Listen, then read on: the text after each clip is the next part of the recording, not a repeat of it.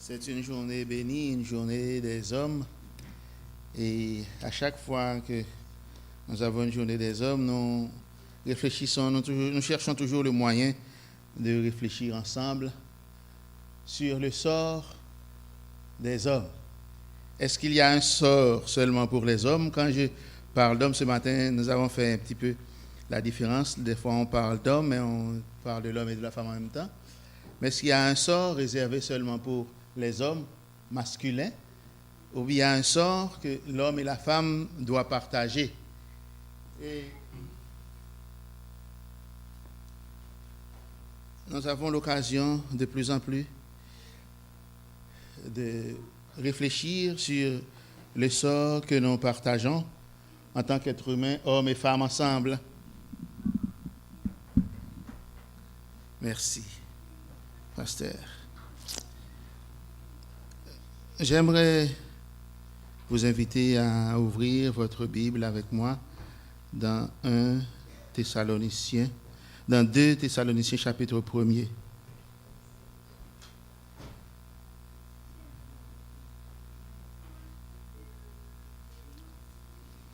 Chapitre 1er du second épître de Thessaloniciens. Nous lisons à partir du verset 3.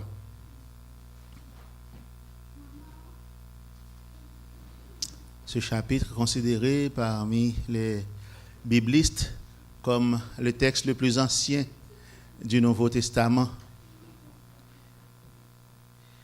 Nous devons, à votre sujet, frères, rendre continuellement grâce à Dieu, comme cela est juste, parce que votre foi fait de grands progrès et que la charité de chacun de vous tous à l'égard des autres augmente de plus en plus. Aussi, nous glorifions de vous dans les églises de Dieu à cause de votre persévérance et de votre foi au milieu de toutes vos persécutions et des tribulations que vous avez à supporter. C'est une preuve du juste jugement de Dieu pour que vous soyez jugés dignes du royaume de Dieu pour lequel vous souffrez. Je dirais que ce texte est un prétexte pour notre conversation, débat cet après-midi. Est-ce qu'on peut projeter le titre de notre conversation de cet après-midi? S'il vous plaît. C'était sur le bulletin de ce matin, sûrement ça doit être quelque part ici.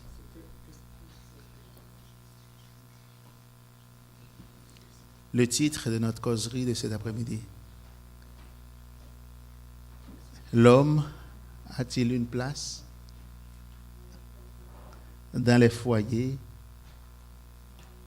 nord-américains au XXIe siècle? Ah, elle est en train de la lire. Je pensais que c'était dans sa tête encore. Oui, je dis bien, ce texte va nous servir de prétexte pour réfléchir et parler entre nous. Parce que dans les milieux masculins, le sujet de préoccupation, et même pour nos jeunes hommes dans les églises, ils se demandent est-ce que c'est nécessaire de prendre femme.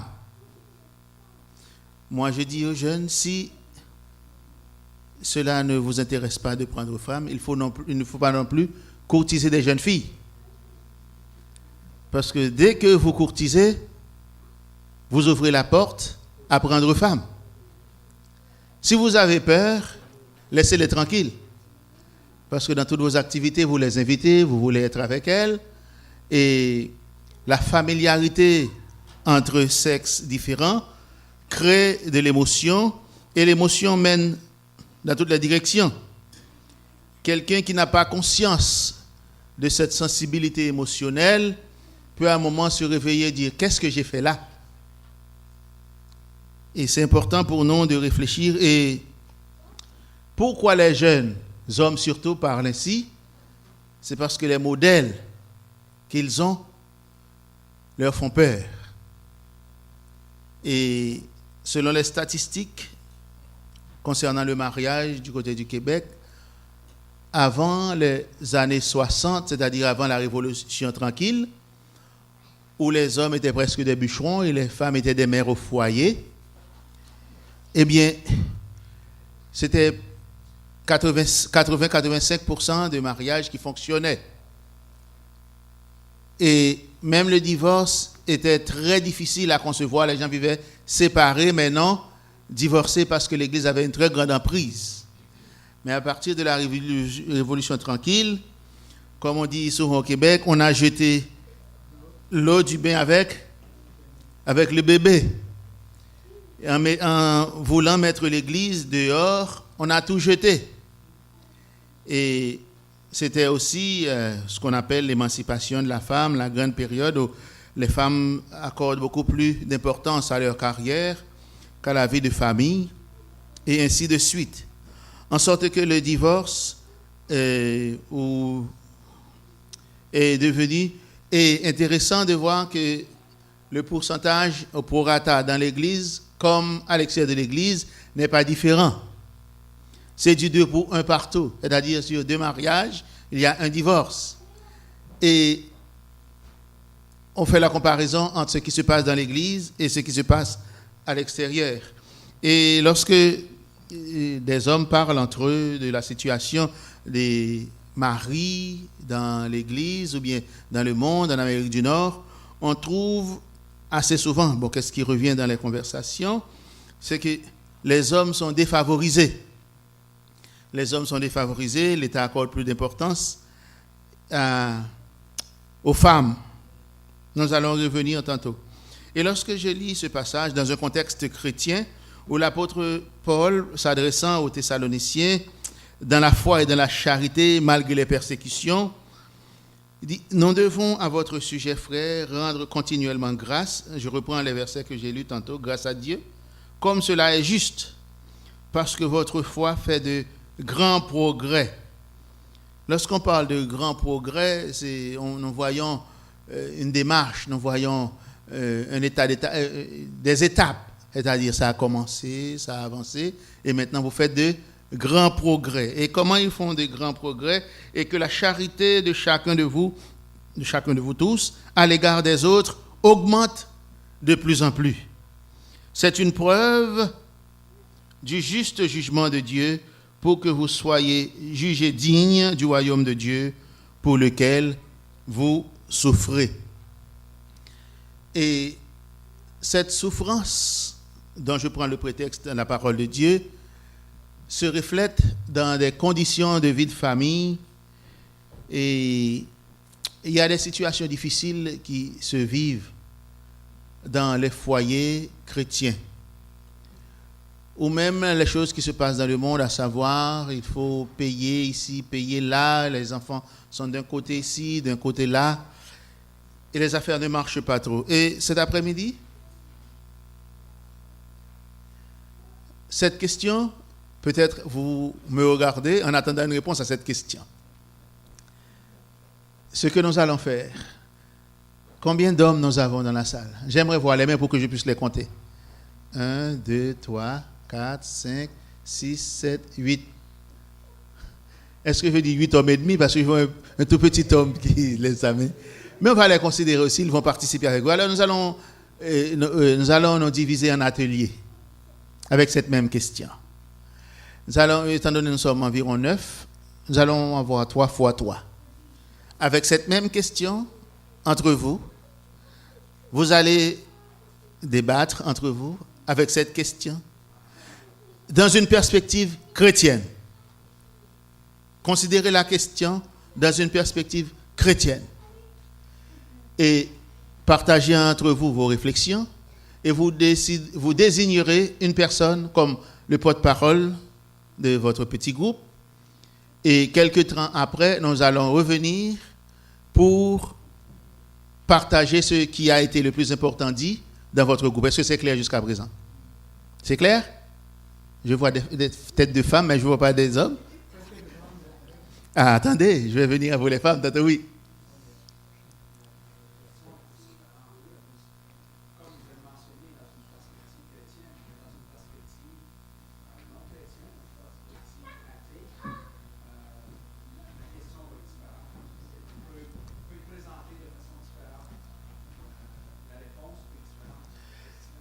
C'est pourquoi vous allez débattre de tout cela en atelier. Et j'aimerais bien entendre après qu'est-ce qui en est sorti. Et alors, je dis bien dans une perspective chrétienne, mais quand même, votre point est assez intéressant, étant donné que nous le plaçons dans un contexte chrétien et la considération de cela se fait dans la perspective chrétienne. Nous allons le considérer, mais quand même, apporter cela dans le groupe que vous allez avoir et peut-être avoir apporté d'autres points de vue assez intéressants. Et nous allons trouver des partenaires, et pour les femmes, pendant que vous allez être là, entre vous sûrement, et pas en petit groupe, puisque c'est la journée des hommes, vous allez être ensemble pour répondre à la question suivante, qui est une sous-question, qui pourrait être une sous-question de cette question.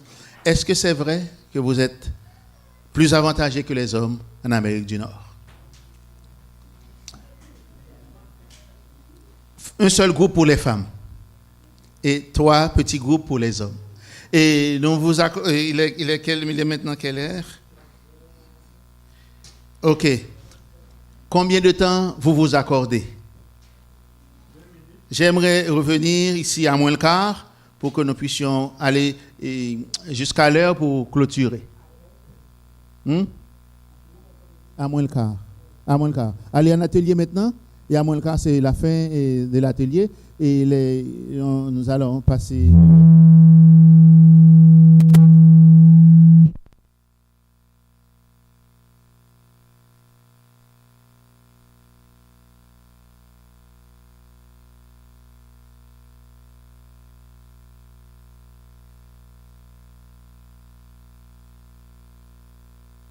qui viendra partager avec tout le monde.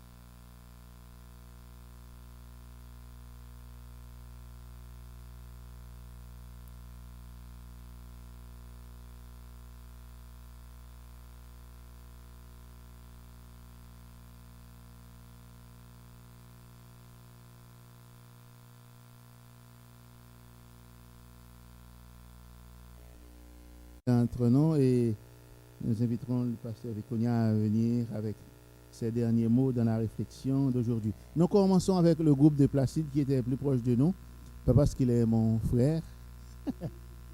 Alors, c'est qui a été désigné comme porte-parole dans votre groupe Placide? Bon, c'est lui? Ok. Alors, le deuxième groupe, c'est le groupe de Jean Bosco. Et le troisième groupe, c'est le groupe du pasteur. Et tout de suite, nous clôturons cette partie avec le groupe des femmes. Et la porte-parole viendra nous proposer les meilleures réflexions retenues dans la conversation que vous avez eue ensemble. Alors, Placide.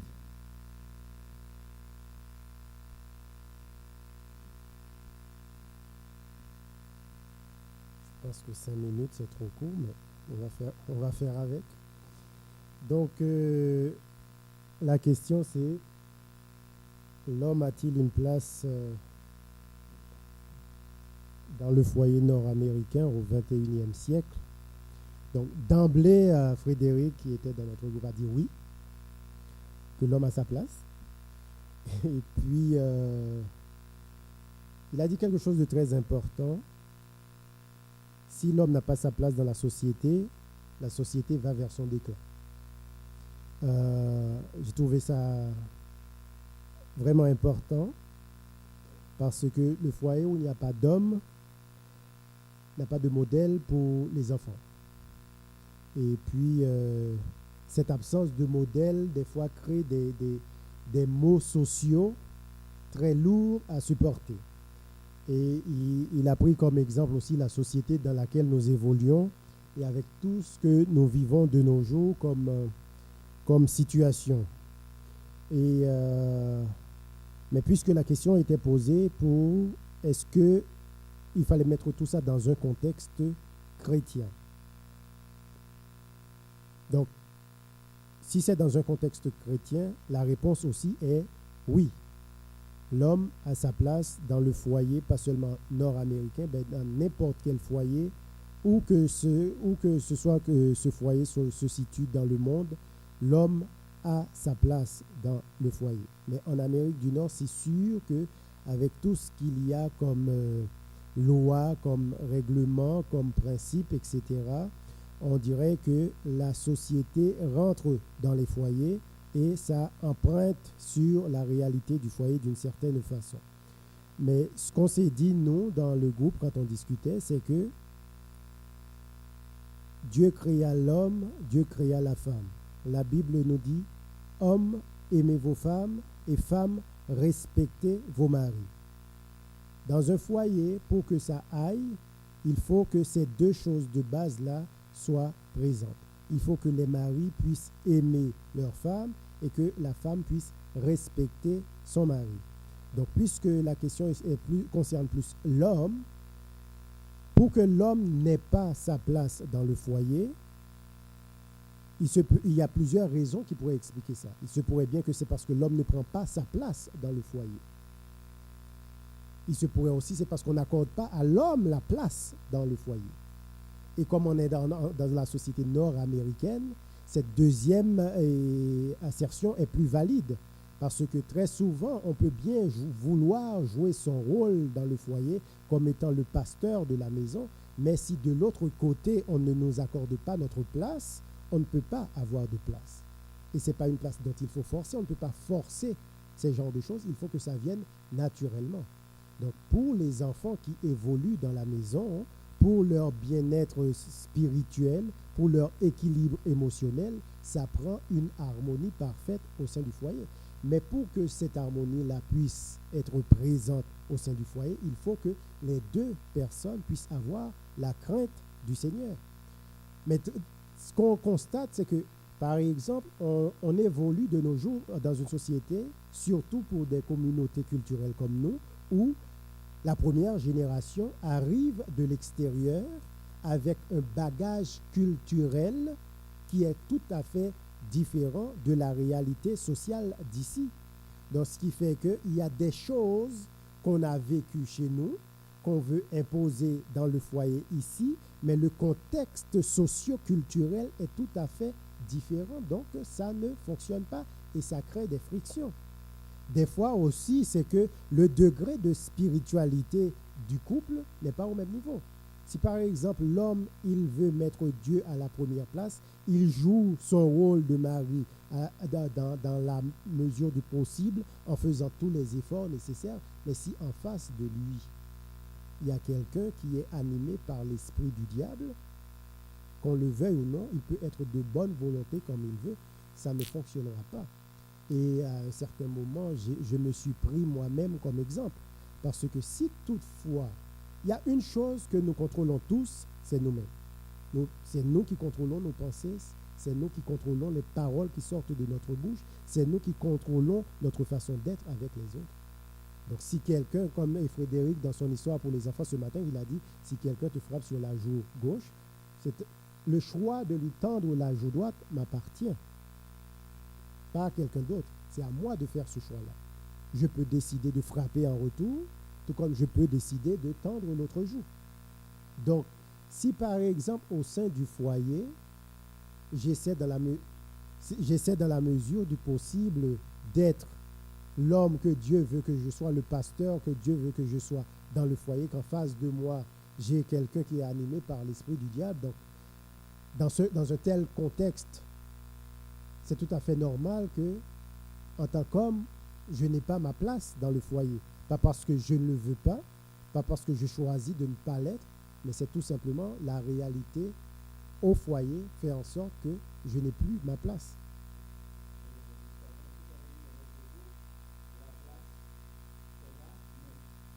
Oui, la place est là, effectivement, mais par contre, veut pas, c'est pas une place où on peut faire cavalier seul.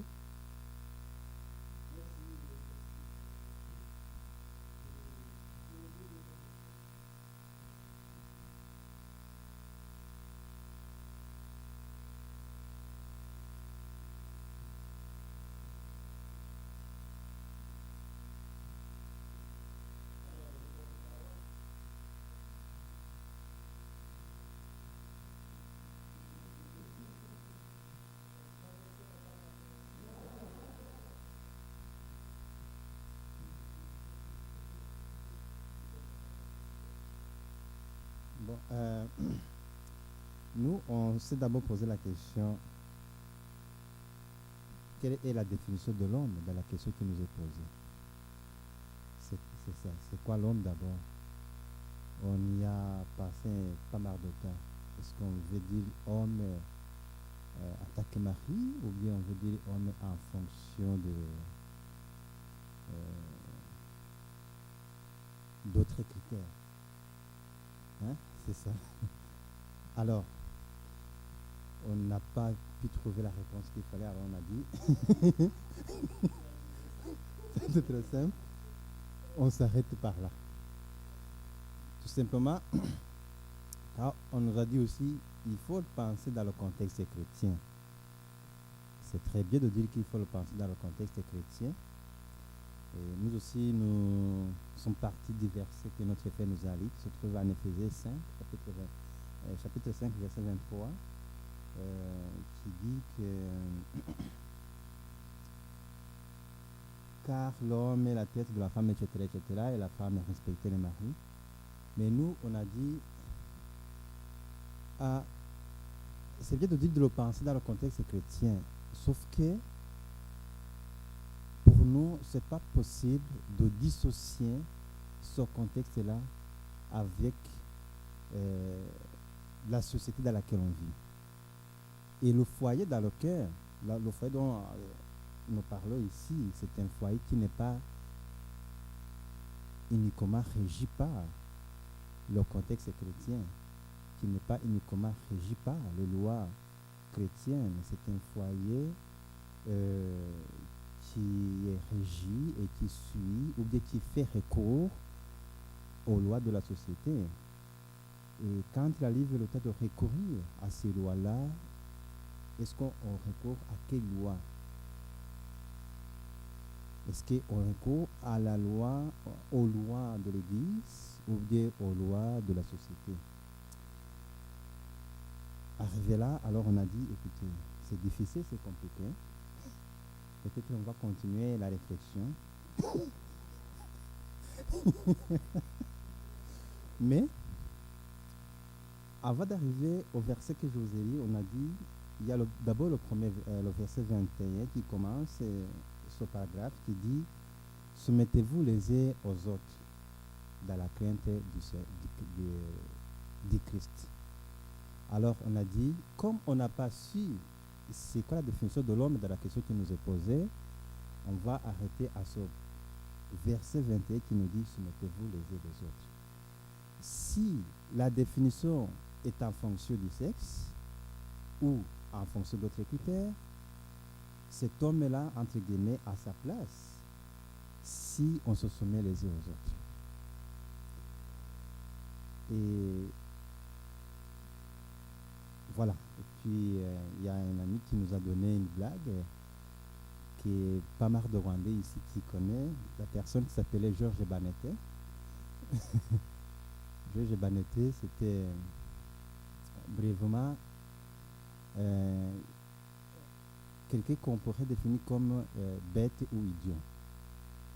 Alors, un jour, on a demandé dans une assemblée, on a demandé aux hommes, un homme qui ne se soumet pas à sa femme, qui lève la doigt et qui se lève.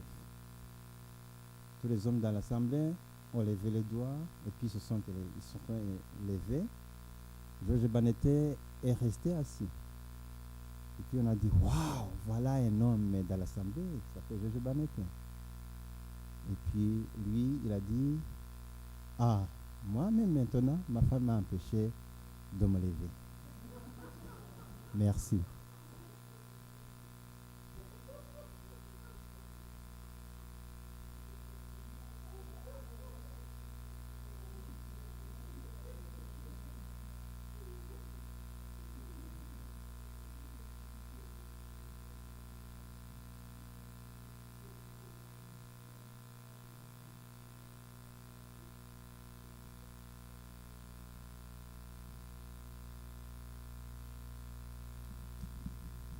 Donc, je ne sais pas, nous ça a été différent, nous, ça a été moins philosophique. Nous, dès qu'on a commencé, on a commencé à se plaindre.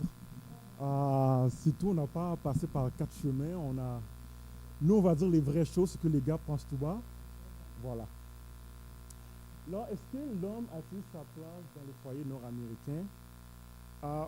On n'a pas répondu à la question directement, mais on se comprend. Non. On ne pense pas que l'homme a sa place dans le... Pourquoi? Elle dit, si vous regardez dans les annonces télévision, l'homme maintenant se fait passer pour l'idiot du village. C'est toujours l'homme qui le petit con, qui n'a pas compris, il ne sait pas où c'est la laveuse, il ne sait pas comment faire les affaires. Mais dans les annonces, toujours l'homme se fait passer pour le petit imbécile, le bête, et puis la femme, c'est celle qui est éclairée. Fait qu'on on s'est dit que vraiment, ouais, on se fait passer. Parce que si jamais l'annonce se moquerait de la femme, il y aurait des plaintes. Mais vu que c'est les hommes, ça passe, c'est drôle, tout le monde rit, ha ha ha, et voilà. Mais on pense que subconsciemment, ça a un impact. Alors, l'autre, on dit, on nous demande d'être doux, décidé, rigide, souple. On ne sait plus comment se comporter. On ne sait plus qu'est-ce qu'ils veulent de nous. Faut caresser, mais faut avancer. Alors on est perdu. Voilà. C'est ce que j'ai écrit. On est perdu. Tu m'enlèves les mots de la bouche. Vous voyez, les hommes me comprennent. Maintenant, voilà, je dis les vraies affaires. L'autre exemple qu'on a pris, il dit, nous, on peut tout perdre. Un homme peut tout perdre. Dans le sens que le pasteur a donné l'exemple, la femme a trompé son mari. Ils ont été en cours. La femme au début, la femme ne voulait pas les enfants, mais arrivée devant la cour, elle a pris la garde des enfants et l'homme devait payer un amende. Parce que tu as pris mon honneur, tu as pris mes enfants, tu as pris mon argent. Et puis, il n'y a pas de moyen pour nous protéger. Et j'ai un de mes amis, lui, il y a eu sa fille de 6e année jusqu'à secondaire 5, je crois. C'est toujours lui qui a gardé sa fille. Puis à la fin, sa femme voulait partir. Puis ils ont été à la cour. Et puis il dit, arrivé à la cour, c'est une juge femme, il n'a même pas pu expliquer son cas.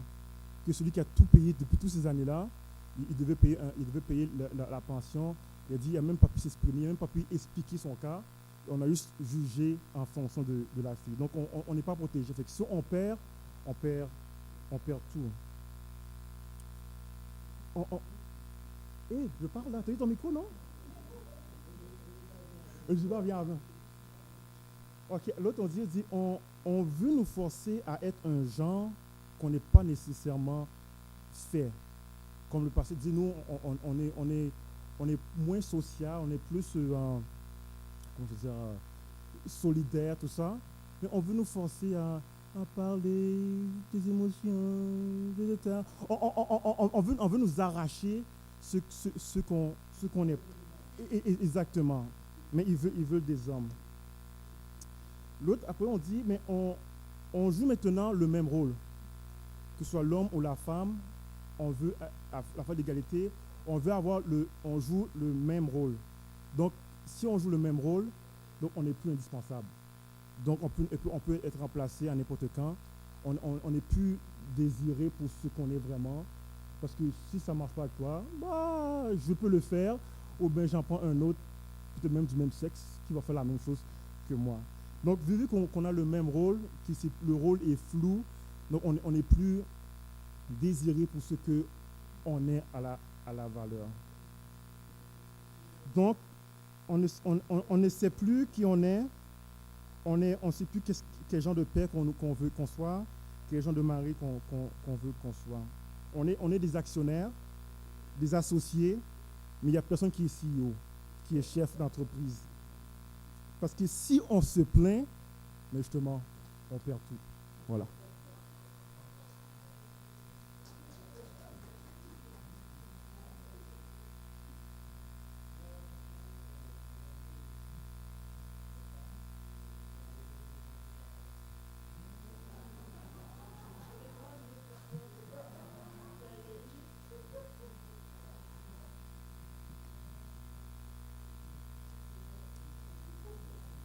Je remercie Widens pour sa belle présentation.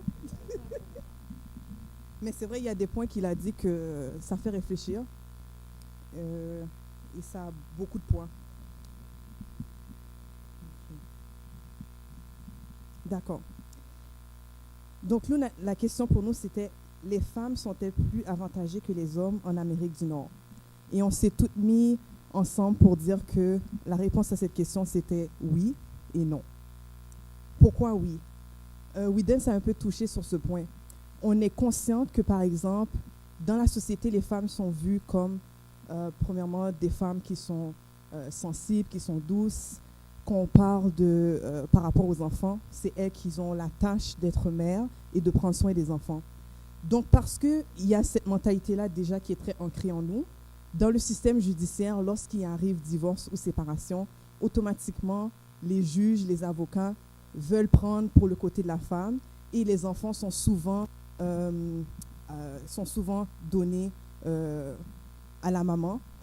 Et souvent, il y a des cas, moi j'ai vu souvent, il y a des cas où la femme n'était même pas apte de prendre soin des enfants, mais parce que c'est la maman, soi-disant, elle est capable, on lui a donné à louer les enfants. Les femmes sont conscientes de ça et beaucoup d'entre elles utilisent ça pour faire payer leur ex. Elles veulent le faire souffrir, elles veulent qu'il n'ait pas relation ou contact avec ses enfants, qui sont ses enfants. Et souvent, ces pères-là sont capables, ils sont aptes de bien prendre soin des enfants, mais parce que la femme est consciente de ça, on veut le faire payer pour ça. Et souvent, dans ce même système-là, il y a la pension alimentaire qui doit être payée par la suite, même si on n'est plus ensemble. Alors, est-ce que la femme a plus d'avantages dans ce côté-là? On va dire que oui. Et c'est seulement ça qu'on a vu en termes d'avantages. Pour le reste, maintenant, nous ne pensons pas que les femmes sont plus avantagées que les hommes en Amérique du Nord. Et je vais vous expliquer pourquoi. Lorsqu'on regarde présentement de nos jours, le message qui est alloué dans les médias, dans les publicités, comme Widens, ça m'a fait un peu sourire parce que vous le voyez dans le sens que pour les hommes, c'est des messages aussi qui sont négatifs, qui sont lancés vers vous. Mais pour les femmes, c'est terrible. Par exemple, on voit des messages où la femme est vue comme un objet sexuel, des images où la femme, c'est un être faible qui a besoin d'être sauvé par un héros, Superman qui vient à sa rescousse pour la sortir du pétrin. Il y a beaucoup d'images comme ça. Et malheureusement, pour un homme qui a une pensée très négative, va utiliser ça pour faire souffrir la femme. On voit, lorsqu'il y a beaucoup d'images où on voit la femme comme un objet sexuel, on voit le taux de viol qui augmente. On voit nos enfants, même les jeunes filles de nos jours qui sont très sexualisées maintenant dans les écoles. Et tout ça, c'est parce que ce qu'ils entendent dans les musiques, dans les vidéos, les messages qu'on voit à la télévision, ce ne sont pas des images positives. Et malheureusement, les femmes payent beaucoup pour ça parce qu'on peut avoir une jupe longue jusqu'aux pieds. Si l'homme décide qu'il veut faire ce qu'il veut faire, ben la jupe n'a aucun espace pour parler.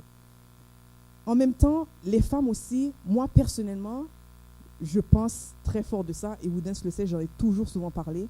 Et moi, dans mon domaine, souvent, on peut me voir comme la bête noire parce que je parle très fort de ça. Le féminisme nous a tués, nous les femmes. Au début, ça a bien commencé. On voulait vraiment faire passer le message que les femmes, nous devons être égaux avec les hommes en ce qui a trait à la liberté, en ce qui a trait à comment on nous voit dans la société. Malheureusement, le côté intégral du féminisme nous a complètement mis par terre. Parce que les femmes qui sont intégrales au niveau du féminisme, ils sont partis crier haut et fort que nous sommes égaux, mais à tous les niveaux. Quand on parle de l'équité salariale, les hommes font plus que les femmes dans beaucoup de domaines, que parfois les femmes ont eu des meilleures, j'entendais ça, les femmes ont eu des meilleures notes à l'université, mais l'ingénieur va être payé plus, l'ingénieur homme va être payé plus que la femme. Si on parle de féminisme dans ce niveau-là pour avoir l'équité salariale, je suis d'accord. Mais quand on parle de féminisme pour écraser l'homme et pour dire, si toi tu parles fort, moi je vais parler plus fort, c'est ça mon féminisme. Si toi tu mets ton pied comme ça, moi je veux mettre mon pied comme ça aussi, c'est ça le féminisme, là il y a un problème. Et ça nous a écrasés complètement. Moi je vais vous donner un exemple. Ça c'est un exemple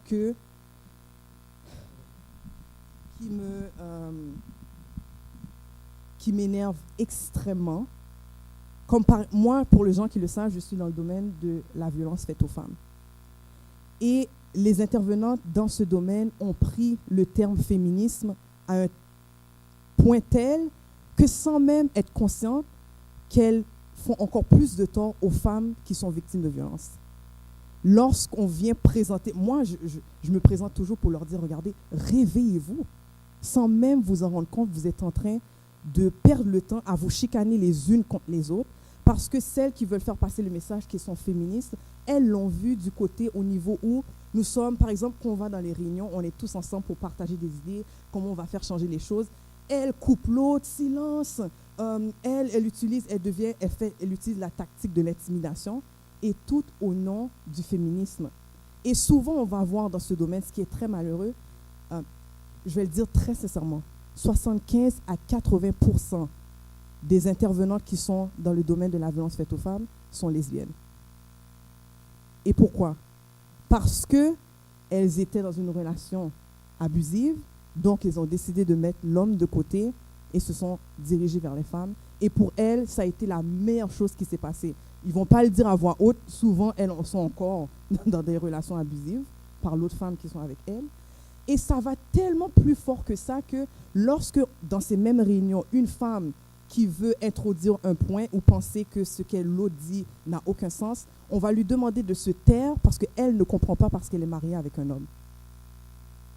C'est terrible. Et si je me présente pour dire ça, je suis vue comme la bête noire, quelqu'un qui vient causer du trouble, mais je n'arrêterai jamais de le dire, le féministe intégral a causé plus de tort que du bien pour nous les femmes. Merci.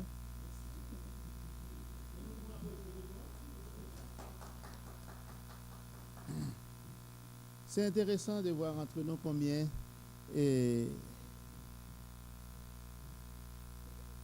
la situation est complexe, ou bien l'être humain est complexe, que ce soit homme ou femme. Sur les 4 groupes, je peux dire seulement le groupe numéro 3, qui était le groupe du pasteur, où la question a été carrément non, l'homme n'a pas sa place. Le groupe de Placide, la place est là, mais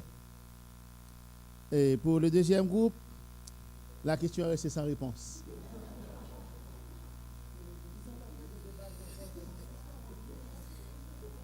Et le groupe des femmes, oui et non.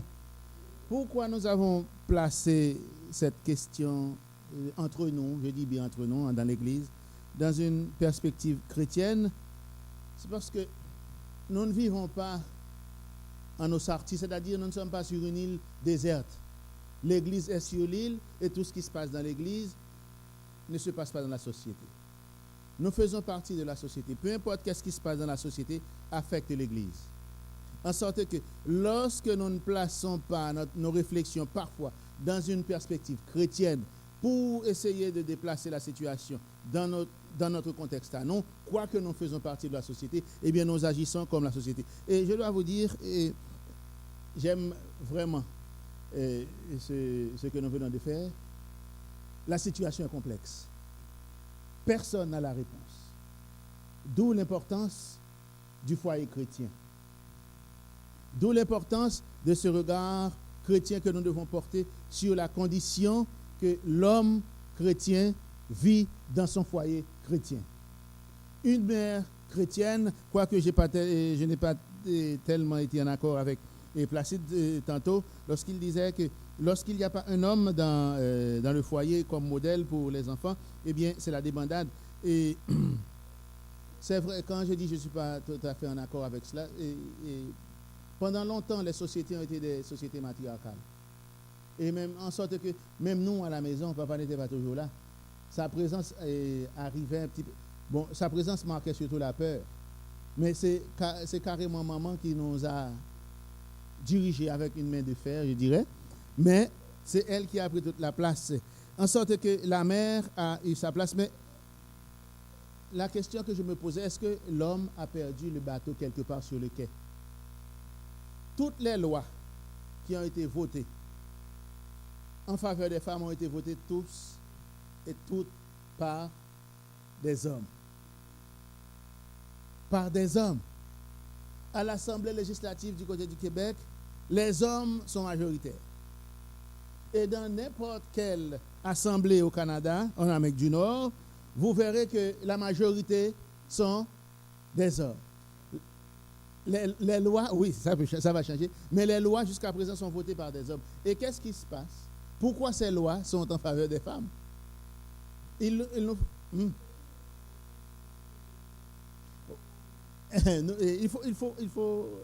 faut remonter très loin pour voir que la condition des femmes n'a pas toujours été une condition enviable. Mais même du temps biblique, on voyait que les femmes n'étaient pas tellement comptées. Et jusqu'au code Napoléon, qui décrivait les capacités judiciaires des femmes. Ici au Québec, j'ai eu un professeur, Normand Provencher, qui est théologien, prêtre aussi, qui dit à un moment donné, la femme donnait naissance à son enfant et le frère, si le mari était mort, le frère de son mari décédé avait le doigt sur l'enfant et elle ne l'avait pas. L'oncle pouvait décider de l'avenir de l'enfant alors que la mère qui a porté l'enfant n'avait pas ce droit. En sorte que la situation des femmes n'a pas toujours été une situation. Et je lis directement dans le code Napoléon, il dit « La femme est exclue des droits politiques. Elle ne doit pas fréquenter les lycées et les universités. Les femmes mariées ne peuvent pas gérer leurs biens ou encore de signer un contrat. » Et ça a suivi jusqu'aux années 50, ici même au Québec. Alors, la situation des femmes a commencé à changer en 1848 aux États-Unis. Parce que même lorsqu'on a proposé le droit universel des hommes, c'était vraiment l'homme mâle. La femme n'y était pas. La femme n'était pas concernée. La femme a toujours été considérée comme le sexe faible et inférieur. En sorte que les premières féministes qui sont arrivées vers le début du XXe siècle, à partir de 1907-1909, ont commencé à mener la bataille pour avoir un droit au salaire et aller à travailler. Mais les féministes, lorsqu'on a commencé à demander pour les femmes d'aller au travail ou bien de rentrer à l'école, c'était pour avoir une meilleure instruction pour élever les garçons. Pour élever les garçons surtout. Pas les femmes, mais pour élever les garçons. Mais les femmes, déjà, avaient cette intention. C'est vrai, on nous ouvre les portes de l'école. Nous n'irons pas nous instruire pour instruire les garçons, mais nous irons à l'école pour défendre nos droits. Et ce sont les premiers balbutiements des droits des femmes. Et les femmes du début du XXe siècle vont commencer à se former à l'université, étudier dans des domaines professionnels, dans toutes sortes de domaines. Mais j'ai bien aimé les propos de notre sœur qui a dit « Les féministes ont tué la cause des femmes. L'égalité à tout prix n'est pas possible parce que l'homme et la femme est différent. Un homme ne pourra jamais se considérer comme une femme totalement, ni une femme se considérer comme un homme totalement. » Et même au Québec, jusqu'en 2000, ça fait au moins 1 an ou 2 ans, le gouvernement a voté 38 millions de dollars pour l'égalité des hommes et des femmes. Ça fait pas longtemps. Et ces lois, plusieurs lois ont été votées dans le sens de protéger les femmes. Parce que la femme a été toujours considérée comme sans défense, et pour les protéger, il fallait mettre des balises en place pour les garder. Mais à un moment donné, où est-ce que ça va s'arrêter? Où est-ce que ça va s'arrêter? La femme pense maintenant qu'elle a tellement de droits, et elle en a plus que 6 dans sa main, et elle pense pouvoir tout faire, et ce faisant, elle a choisi de ne pas créer une place dans le foyer pour l'homme, comme Placide le disait. Peut-être c'est à l'homme maintenant de chercher à créer sa propre place dans le foyer. Oui, vas-y.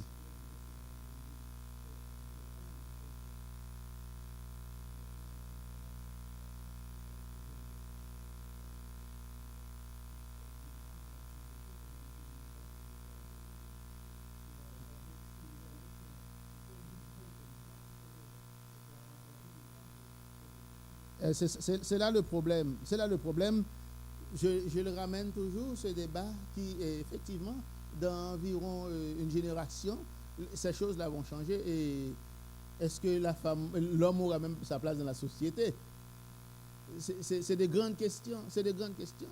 Et les femmes deviennent de plus en plus fortes. Et vous voyez, maintenant, au Canada, il y a pas mal de places où ce sont des femmes qui sont des premières ministres. Même ici, du coup, bon. Et Pauline Marois, malheureusement, elle a été piégée, ça n'a pas duré trop longtemps. Mais ici, nous avons, en Ontario, nous avons Kathleen Wayne, et dans l'Ouest, nous avons quelques-unes, et de plus en plus, et à part Madame Marois, je ne sais pas, mais pour les autres, on les décrit comme des femmes à femmes. Mais est-ce que c'est une chose qui nous intéresse? Pas vraiment, mais les femmes prennent vraiment de place, et les hommes, en se croyant intelligents, se sont fait jouer un mauvais tour. Effectivement, ce sont des hommes qui ont voté ces lois pour protéger les femmes, en voulant leur donner une main, mais elles sont assez intelligentes pour savoir qu'en arrière de la main, il y a le bras. Mais restons dans notre perspective chrétienne. Comment c'est intéressant, c'est important. Il y a tellement de problèmes dans les foyers chrétiens aujourd'hui. Et peut-être c'est un peu plus calme ici, vous savez, étant donné que je ne suis pas affecté à une église. Mes amis avec qui j'ai étudié, ou bien ceux qui me connaissent, m'invitent de temps en temps à prêcher ici et là. Je suis arrivé dans une église aux États-Unis dernièrement. Je ne vais pas citer d'église, mais je partage avec vous des expériences pour nous poser la question entre nous. Qu'est-ce que nous voulons en tant que modèle chrétien dans un christianisme qui perd du terrain jour après jour? Ce n'est pas une mince affaire. Les femmes décident que ce n'est pas l'église qui décide. Les femmes avaient un programme et le pasteur voulait, c'était la journée des femmes, et les femmes décident.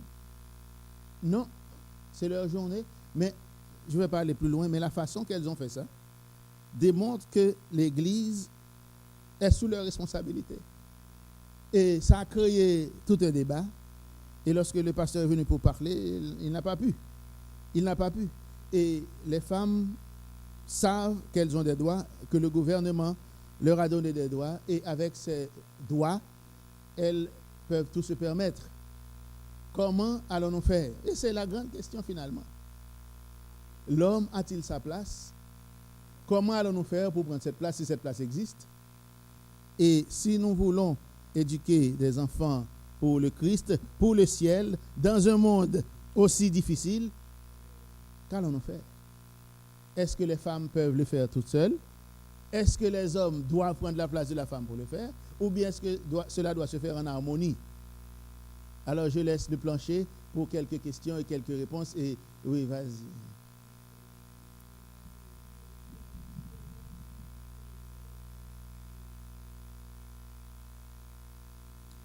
Pourquoi vous n'êtes pas persuadé?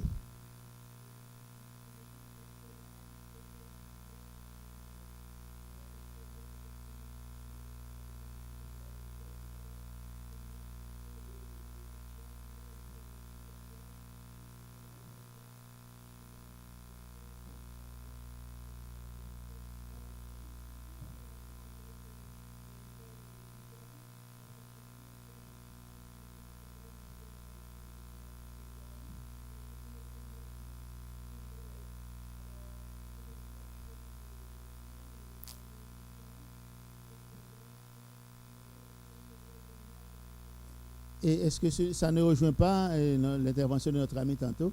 Est-ce que l'homme qui ne sait pas qui il est n'est pas une conséquence de la société dans laquelle nous vivons, dans la façon dont on présente l'homme aujourd'hui?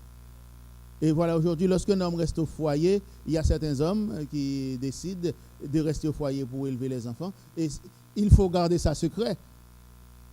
Savoir qu'un père reste à la maison pour... Quoique dans certaines familles, la femme gagne plus. Le mari qui n'est pas tellement bête dit, ah, la façon dont je vois les choses, je préfère que toi tu restes sur le marché du travail. Moi, je prends soin de la maison. Mais il faut faire ça en secret. Parce que même la maman du gars n'accepte pas tellement que son garçon reste au foyer pour prendre soin des enfants, alors que la femme est au travail. Oui, et il y avait la main levée.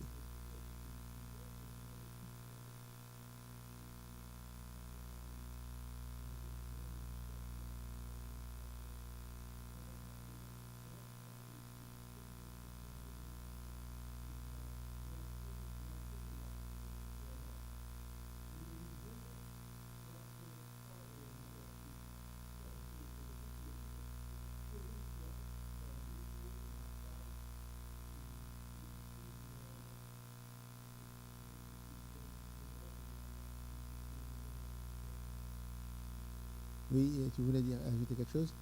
Oui, alors nous comprenons que la situation n'est pas aussi simple. Il nous faut réfléchir sérieusement et aussi emmener le débat, non seulement au niveau des adultes, mais au niveau des jeunes. J'ai mon garçon qui me parlait dernièrement, bon, il a 18 ans maintenant, j'essaie de lui laisser la place pour poser toutes sortes de questions et je veux voir aussi quel est son niveau de compréhension de la société, en sorte que j'entreprends n'importe quelle conversation et j'apprends des choses de lui. Et dernièrement, il me parlait, il m'a dit, ah papi, moi, il y a quelque chose que je ne veux pas. Et bon, et je vois qu'il y avait beaucoup d'amis qui appelaient, mais je vois que les choses changent un peu. Il m'a dit, non, je ne veux pas la question de Friends for Benefits. Je dis, Friends for Benefits, c'est quoi? Et il était un peu gêné de m'expliquer c'est quoi Friends for Benefits. Mais j'ai vu un film et une série à la télévision avec le même titre, j'ai dit, oh, mais... Et en suivant pour essayer de comprendre, alors, l'amitié n'est plus... moi, quand je grandissais, j'écrivais des acrostiches avec les noms des filles, avec des petits papiers que je dessinais à la main, des choses comme ça. Des poèmes. Mais ces affaires-là ne marchent plus. Alors, c'est Friends for Benefits. Et il faut dire aux jeunes que la question de Friends... Si on ne peut pas être amis, et c'est les filles qui mènent cette affaire, ce n'est pas les garçons. C'est les filles qui mènent. Et tu veux être mon ami, il faut qu'il y ait un bénéfice. Et bénéfice, vous savez qu'est-ce que c'est? Alors, je pense que nous avons du pain au four, pas sur le plancher, ni sur la planche. Le pain est au four et la température monte. Si nous ne voulons pas que le pain sorte brûlé du four, il faut porter attention. Et vous voyez autant que la question est difficile, mais les réponses sont encore plus difficiles à trouver, en sorte que la réflexion doit se poursuivre. Dans nos foyers personnels, dans nos relations personnelles, avec nos enfants, nos épouses, nos époux, il nous faut vraiment poser la question, parce que le foyer, vous savez, le symbole du foyer, et pour ceux qui connaissent les pays où il n'y a pas de four à gaz ou tout ça là, le foyer se compose de quoi? De 3 pierres. De 3 pierres, et sur ces 3 pierres, on place la chaudière, on prépare la nourriture pour la nourriture, on prépare la nourriture pour la famille. Essayez d'enlever une seule pierre, il n'y aura pas de foyer. Alors lorsqu'on parle de foyer, si l'homme n'a pas sa place dans le foyer, la femme non plus n'a pas sa place dans le foyer, en sorte qu'il n'y a pas de foyer. Pour avoir un foyer, ça prend un homme, une femme, et dans l'instruction civique d'autrefois, on dirait que le père, la mère et les enfants.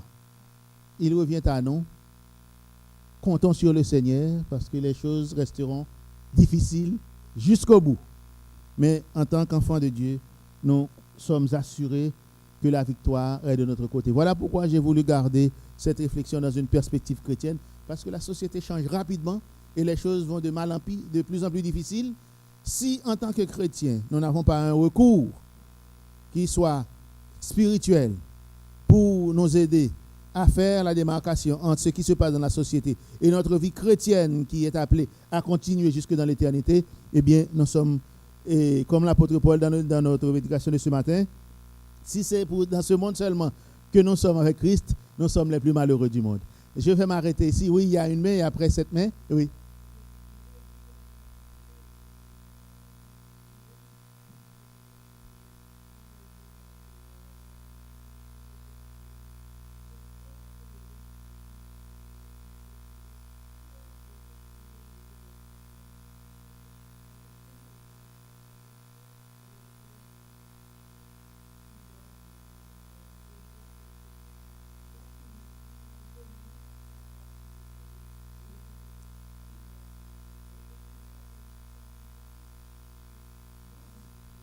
Je ne sais pas, est-ce que c'est une femme qui parle à son mari ici? Est-ce que c'est mari et femme? Ah, bon. J'essaie de deviner parce que je sens une certaine finesse dans les propos et les réponses là. C'est de la psychologie familiale, ça. Oui, non, mais c'est vrai, c'est vrai. Quoi qu'on dise, un homme ne pleure pas. Oui. C'est vrai. Mm-hmm.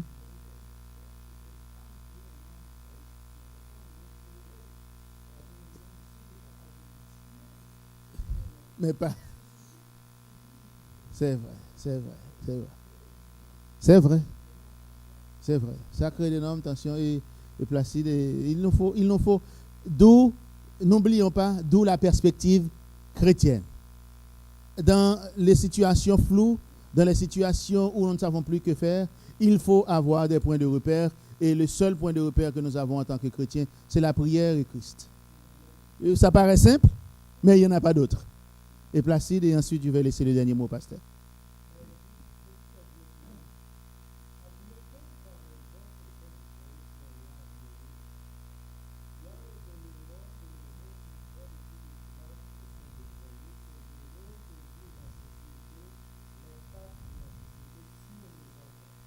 Mm-hmm.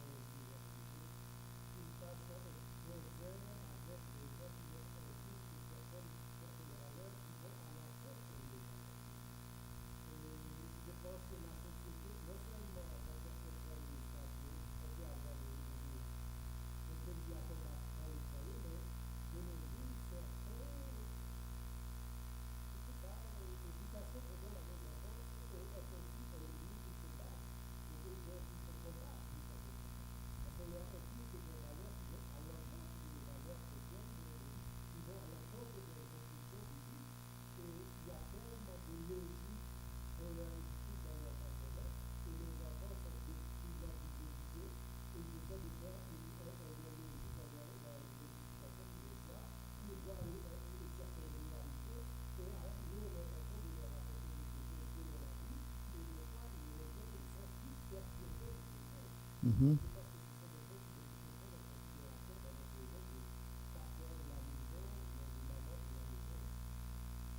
Très important, très important. Il nous faut réfléchir parce que et la réponse n'est pas toute faite, c'est écrit nulle part, mais il nous faut vraiment réfléchir sur le rôle de l'Église parce que l'Église, quand je parle l'Église ici, je ne parle pas du bâtiment, je parle du corps que nous formons en tant que corps du Christ. Nous avons un rôle à jouer et ce rôle ne se joue pas tout seul. Ça prend la part de tout un chacun et comme modèle et aussi et là où cela se peut de temps en temps mettre des débats, écouter les jeunes parce que et moi je dois vous dire du côté de l'Ontario, je ne sais pas comment ça se passe ici. On ne voit plus les jeunes dans l'église, on pense que les jeunes ont abandonné l'église et je me suis rendu compte qu'il y a une grande église anglaise qui est ouverte où tous les jeunes adventistes se rencontrent, qui n'est pas adventiste. L'église n'est pas adventiste, mais plusieurs jeunes que l'on ne voit plus qui chantaient à l'église vont là. Et moi, j'essaie de me faufiler parce que quand ils voient un adventiste comme ils se demandent qu'est-ce qu'on vient chercher, mais on aimerait savoir qu'est-ce qu'ils offrent à nos jeunes que nous ne leur offrons pas. On pense que les jeunes ont abandonné, mais ils n'ont pas abandonné, ils se sont réfugiés ailleurs. Et la situation est complexe, mais il y a toujours une solution, surtout lorsqu'on compte sur Dieu. Et je vous remercie, et d'abord Placide de m'avoir invité. Merci pasteur de m'avoir accueilli à l'église de Gatineau que j'ai visité dans le temps. Et ça m'a fait plaisir d'être là aujourd'hui avec ma mère qui m'accompagnait. Merci à vous tous qui avez participé. J'espère que la réflexion va se poursuivre. Et peut-être, lorsque je reviendrai, la question qui n'a pas été répondue, il va nous apporter quelques éléments de réponse. Et nous pourrons dire, nous n'avons pas trouvé de réponse, mais voilà où nous sommes parvenus aujourd'hui. Merci une fois de plus.